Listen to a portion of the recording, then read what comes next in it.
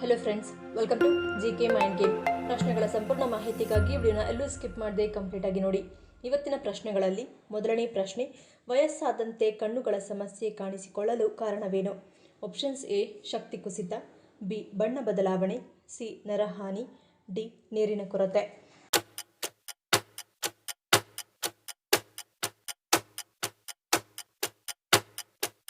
ಸರಿಯಾದ ಉತ್ತರ option B ಬಣ್ಣ ಬದಲಾವಣೆ. ನಾವು ವಯಸ್ಸಾದಂತೆ ನಮ್ಮ ಕಣ್ಣುಗಳು ಬದಲಾಗುತ್ತವೆ. ಕಣ್ಣಿನಲ್ಲಿರುವ ಮಸೂರವು ಕ್ರಮೇಣ ಹಳದಿ ಬಣ್ಣಕ್ಕೆ ತಿರುಗುತ್ತದೆ ಮತ್ತು ಕಡಿಮೆ ಪಾರದರ್ಶಕವಾಗುತ್ತದೆ. ಸುಮಾರು 70 ವರ್ಷ ವಯಸ್ಸಿನಿಂದ ನಿಕಟ ಛಾಯೆಗಳನ್ನು, ವಿಶೇಷವಾಗಿ ನೀಲಿ ಮತ್ತು ನೇರಳೆ ಅಥವಾ ಹಳದಿ ಮತ್ತು ಹಸಿರು ಬಣ್ಣಗಳ ನಡುವೆ ಪ್ರತ್ಯೇಕಿಸುವುದು ಕಷ್ಟವಾಗುತ್ತದೆ. ಎರಡನೇ ಪ್ರಶ್ನೆ, ದೇಹದ ಯಾವ ಚಿಹ್ನೆಗಳು ಆರೋಗ್ಯ ಸಮಸ್ಯೆಯ ಸೂಚನೆಗಳಾಗಿರುತ್ತವೆ? ಆಪ್ಷನ್ಸ್ ಎ ಬಾಯಿ ವಾಸನೆ, ಬಿ ಪಾದಗಳ ಊತ, ಸಿ ಕೂದಲು ಉದುರುವಿಕೆ, ಡಿ ಮೇಲಿನ ಎಲ್ಲವೂ.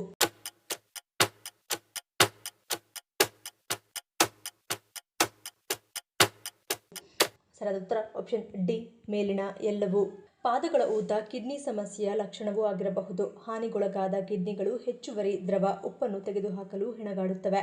ಇದರಿಂದಾಗಿ ದ್ರವ ಶೇಖರಣೆ ಉಂಟಾಗುತ್ತದೆ. ಕೂದಲು ಉದುರುವ ಸಮಸ್ಯೆ ಕಬ್ಬಿಣದ ಕೊರತೆಯ ಸೂಚನೆಯೂ ಆಗಿರಬಹುದು, ಏಕೆಂದರೆ ಕೂದಲ ಕಿರುಚೀಲಗಳಿಗೆ ಆಕ್ಸಿಜನ್ ಪೂರೈಸುವ ಹಿಮೋಗ್ಲೋಬಿನ್ ಉತ್ಪಾದನೆಗೆ ಕಬ್ಬಿಣ ಅಗತ್ಯವಾಗಿದೆ. ಇನ್ನು ವಿಶ್ರಾಂತಿ ಪಡೆದರೂ ಸುಧಾರಿಸಿದ ನಂತರ ಅತಿಯಾದ ಆಯಾಸವು ರಕ್ತಹೀನತೆ, ಥೈರಾಯ್ಡ್, ಅಪಸಾಮಾನ್ಯ ಕ್ರಿಯೆ ಸೇರಿ ವಿವಿಧ ಸಮಸ್ಯೆಗಳ ಸೂಚನೆಯೂ ಆಗಿರುತ್ತದೆ. ನಿರಂತರ ದುರ್ವಾಸನೆ ಕರುಳಿನ ಕಳಪೆ ಆರೋಗ್ಯದ ಸಂಕೇತವೂ ಆಗಿರುತ್ತದೆ. ಕರುಳಿನ ಸಮಸ್ಯೆಯಿಂದ ಆಹಾರದ ಸೇವನೆಯು ಬಾಯಿಯ ಮೂಲಕ ಹೊರಬರುತ್ತದೆ. ಮೂರನೇ ಪ್ರಶ್ನೆ, ರಾಷ್ಟ್ರೀಯ ಹೆಣ್ಣು ಮಕ್ಕಳ ದಿನವನ್ನು ಆಚರಿಸುವ ಮುಖ್ಯ ಉದ್ದೇಶವೇನು? ಆಪ್ಷನ್ಸ್ ಎ ರಕ್ಷಣೆ, ಬಿ ಜಾಗೃತಿ, ಸಿ ಲಿಂಗ ಅಸಮಾನತೆ, ಡಿ ಮೇಲಿನ ಎಲ್ಲವೂ.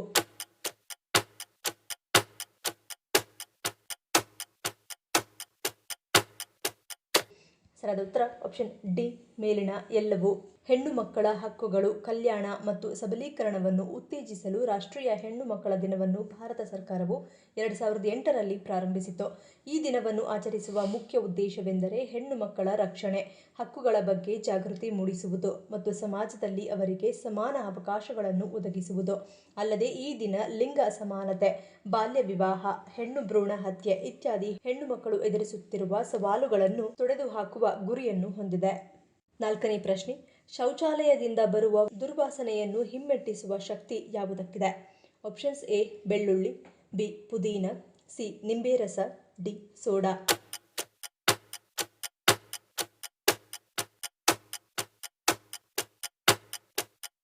ಸರಿಯಾದ ಉತ್ತರ ಆಪ್ಷನ್ ಎ ಬೆಳ್ಳುಳ್ಳಿ. ಬೆಳ್ಳುಳ್ಳಿ ಶೌಚಾಲಯದಿಂದ ಬರುವ ವಾಸನೆಯನ್ನು ಕಡಿಮೆ ಮಾಡುತ್ತದೆ, ಜೊತೆಗೆ ಶೌಚಾಲಯದಿಂದ ಹರಡುವ ರೋಗರುಜಿನಗಳಿಂದ ನಮ್ಮನ್ನು ದೂರವಿಡುತ್ತದೆ. ಬೆಳ್ಳುಳ್ಳಿಯನ್ನು ಶೌಚಾಲಯದಲ್ಲಿ ಇಡಲು ಅಥವಾ ಕಮೋಡ್ನಲ್ಲಿ ಹಾಕಲು ಪ್ರಮುಖ ಕಾರಣ ಅದರ ಬಲವಾದ ಮತ್ತು ಕಟುವಾದ ವಾಸನೆ.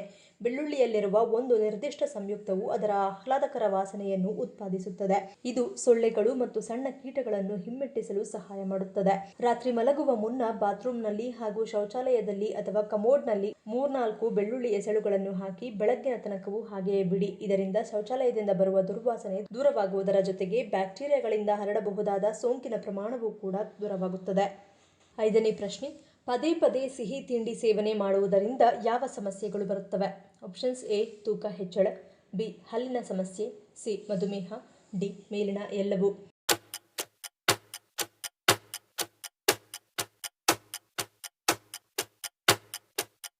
ಸರಿಯಾದ ಉತ್ತರ ಆಪ್ಷನ್ ಡಿ ಮೇಲಿನ ಎಲ್ಲವೂ.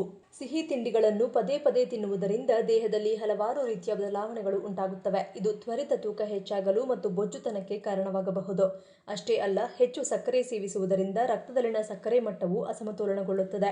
ಮಧುಮೇಹದ ಅಪಾಯ ಹೆಚ್ಚಾಗುತ್ತದೆ. ಇದಲ್ಲದೆ ಹಲ್ಲಿನಲ್ಲಿ ಹುಳುಕು, ದೌರ್ಬಲ್ಯ ಮತ್ತು ಆಯಾಸದಂತಹ ಸಮಸ್ಯೆಗಳು ಸಹ ಕಂಡುಬರಬಹುದು. ಕೆಲವರಲ್ಲಿ ಇದು ಜೀರ್ಣಕಾರಿ ಸಮಸ್ಯೆ ಮತ್ತು ಚರ್ಮದ ಸಮಸ್ಯೆಗಳನ್ನು ಹೆಚ್ಚಿಸಬಹುದು.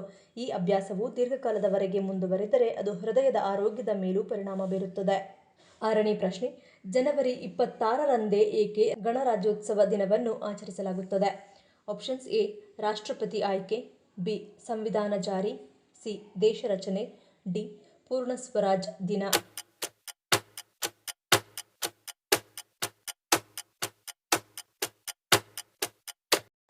ಸರಿಯಾದ ಉತ್ತರ ಆಪ್ಷನ್ ಬಿ ಸಂವಿಧಾನ ಜಾರಿ. ಜನವರಿ 26 ಭಾರತವು ತನ್ನನ್ನು ತಾನು ಸಂಪೂರ್ಣ ಪ್ರಜಾಪ್ರಭುತ್ವ ರಾಷ್ಟ್ರವೆಂದು ಘೋಷಿಸಿಕೊಂಡ ದಿನವಾಗಿದೆ. ಆಗಸ್ಟ್ 15, 1947ರಂದು ದೇಶವು ಸ್ವಾತಂತ್ರ್ಯ ಪಡೆದರೂ ಅದಕ್ಕೆ ಸಂವಿಧಾನದ ಕೊರತೆ ಇತ್ತು. ದೇಶವು ತನ್ನದೇ ಆದ ಕಾನೂನುಗಳ ಅಡಿಯಲ್ಲಿ ಕಾರ್ಯನಿರ್ವಹಿಸಲು ಪ್ರಾರಂಭಿಸಿದಾಗ ನಿಜವಾದ ಸ್ವಾತಂತ್ರ್ಯವನ್ನು ಸಾಧಿಸಲಾಯಿತು. ಅದಕ್ಕಾಗಿಯೇ ಜನವರಿ 26, 1950ರಂದು ಭಾರತವು ಸಂವಿಧಾನವನ್ನು ಅಂಗೀಕರಿಸಿತು ಮತ್ತು ತನ್ನನ್ನು ತಾನು ಸಾರ್ವಭೌಮ ಪ್ರಜಾಪ್ರಭುತ್ವ ಗಣರಾಜ್ಯವೆಂದು ಘೋಷಿಸಿತು. ಭಾರತವು ಜನವರಿ 26, 1950ರಂದು ಗಣರಾಜ್ಯವಾಯಿತು. ಈ ದಿನ ಭಾರತೀಯ ಸಂವಿಧಾನ ಜಾರಿಗೆ ಬಂದಿತು. ಡಾ. ರಾಜೇಂದ್ರ ಪ್ರಸಾದ್ ಭಾರತದ ಮೊದಲ ರಾಷ್ಟ್ರಪತಿಯಾದರು. 1937ರ ಭಾರತ ಸರ್ಕಾರ ಕಾಯ್ದೆ ಕೊನೆಗೊಂಡಿತು. ಇಲ್ಲಿಂದ ಭಾರತವು ತನ್ನನ್ನು ಕಾನೂನಿನಿಂದ ನಿಯಂತ್ರಿಸಲ್ಪಡುವ ರಾಷ್ಟ್ರವೆಂದು ಘೋಷಿಸಿಕೊಂಡಿತು ಮತ್ತು ಜನರೇ ದೇಶದ ಸರ್ವೋಚ್ಚ ಶಕ್ತಿಯಾದರು. 7ನೇ ಪ್ರಶ್ನೆ. ಸಮುದ್ರದ ಉಪ್ಪು ನೀರನ್ನು ಕುಡಿಯುವ ಪಕ್ಷಿ ಯಾವುದು? ಆಪ್ಷನ್ಸ್ ಎ ಹದ್ದು, ಬಿ ಪೆಂಗ್ವಿನ್, ಸಿ ಹಂಸ, ಡಿ ಮಿಂಚುಳ್ಳಿ ಅಥವಾ ಕಿಂಗ್ಫಿಷರ್.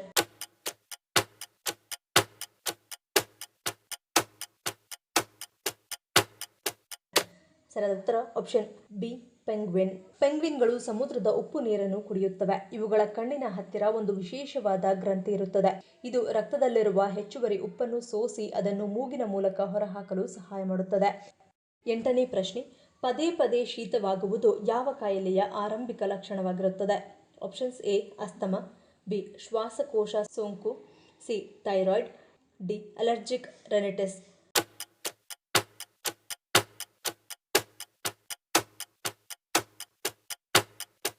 ಸರಿಯಾದ ಉತ್ತರ ಆಪ್ಷನ್ ಡಿ ಅಲರ್ಜಿಕ್ ರೈನೈಟಿಸ್. ಆಗಾಗ ಶೀತವಾಗುವುದು ಸಾಮಾನ್ಯವಲ್ಲ. ಈ ರೀತಿಯಾಗುವುದಕ್ಕೆ ಹಲವಾರು ಕಾರಣಗಳಿರಬಹುದು. ಅವುಗಳಲ್ಲಿ ಅಲರ್ಜಿಕ್ ರೈನೈಟಿಸ್ ಕೂಡ ಒಂದು. ಈ ಸ್ಥಿತಿಯು ನಿರಂತರ ಸೀನುವಿಕೆ, ಮೂಗು ಸೋರುವಿಕೆ ಮತ್ತು ಮೂಗಿನಲ್ಲಿ ತುರಿಕೆಗೆ ಕಾರಣವಾಗುತ್ತದೆ. ಹವಾಮಾನ ಬದಲಾವಣೆಗಳಿಂದಾಗಿ ವಿವಿಧ ವೈರಸ್ಗಳು ಸಕ್ರಿಯವಾಗಿ ದೇಹದ ಮೇಲೆ ದಾಳಿ ಮಾಡಿದಾಗ ಈ ರೀತಿಯಾಗುತ್ತದೆ. ಸೈನಸ್ ಇದ್ದಾಗಲೂ ಆಗಾಗ ನೆಗಡಿಯಾಗುತ್ತದೆ. ಇದರ ಜೊತೆಗೆ ದುರ್ಬಲ ರೋಗನಿರೋಧಕ ಶಕ್ತಿ ಕೂಡ ಆಗಾಗ ಶೀತವಾಗುವುದಕ್ಕೆ ಕಾರಣವಾಗುತ್ತದೆ. 9ನೇ ಪ್ರಶ್ನೆ. ಕಡಿಮೆ ಪ್ರಮಾಣದಲ್ಲಿ ಆಹಾರ ಸೇವಿಸುವುದರಿಂದಾಗುವ ಪರಿಣಾಮವೇನು? ಆಪ್ಷನ್ಸ್ ಎ ತೂಕ ಇಳಿಕೆ, ಬಿ ಗ್ಯಾಸ್ಟ್ರಿಕ್, ಸಿ ನಿಶಕ್ತಿ, ಡಿ ತೂಕ ಹೆಚ್ಚಳ.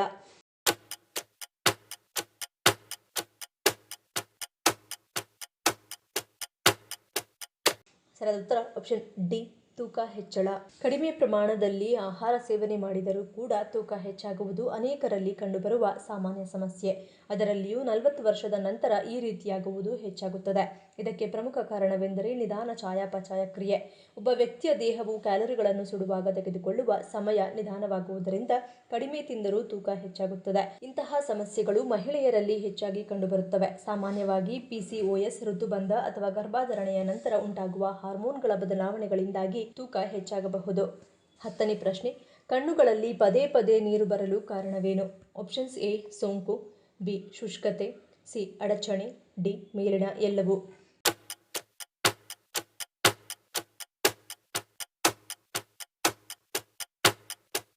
ಸರಿಯಾದ ಉತ್ತರ ಆಪ್ಷನ್ ಡಿ ಮೇಲಿನ ಎಲ್ಲವೂ. ಕಣ್ಣಿನ ಸೋಂಕು ಇದ್ದರೆ ಅತಿಯಾದ ನೀರು ಬರಬಹುದು. ಕೆಲವು ಸಮಯದಲ್ಲಿ ಕಣ್ಣುಗಳ ಶುಷ್ಕತೆಯಿಂದ ಹೆಚ್ಚು ಕಣ್ಣೀರು ಉತ್ಪಾದಿಸುತ್ತವೆ. ಇದು ಅತಿಯಾದ ನೀರು ಬರುವಿಕೆಗೆ ಕಾರಣವಾಗುತ್ತದೆ. ಇದೆಲ್ಲದರ ಜೊತೆಗೆ ಕಣ್ಣೀರಿನ ನಾಳಗಳಲ್ಲಿನ ಅಡಚಣೆ ಕೂಡ ಕಣ್ಣುಗಳಲ್ಲಿ ನಿರಂತರವಾಗಿ ನೀರು ಬರಲು ಕಾರಣವಾಗಬಹುದು. ಕೆಲವು ಸಂದರ್ಭಗಳಲ್ಲಿ ಸೈನಸ್ ಸಮಸ್ಯೆಗಳು ಅಥವಾ ವಯಸ್ಸಾಗುವುದು ಕೂಡ ಕಣ್ಣುಗಳಲ್ಲಿ ನೀರು ಬರಲು ಕಾರಣವಾಗಬಹುದು. 11ನೇ ಪ್ರಶ್ನೆ. ಯಾವ ವಯಸ್ಸಿನಲ್ಲಿ ಮಗುವಿಗೆ ಹಸುವಿನ ಹಾಲು ಕುಡಿಯಲು ಕೊಡುವುದು ಉತ್ತಮ? ಆಪ್ಷನ್ಸ್ ಎ 6 ತಿಂಗಳು, ಬಿ 1 ವರ್ಷ, ಸಿ 1.5 ವರ್ಷ, ಡಿ 2 ವರ್ಷ.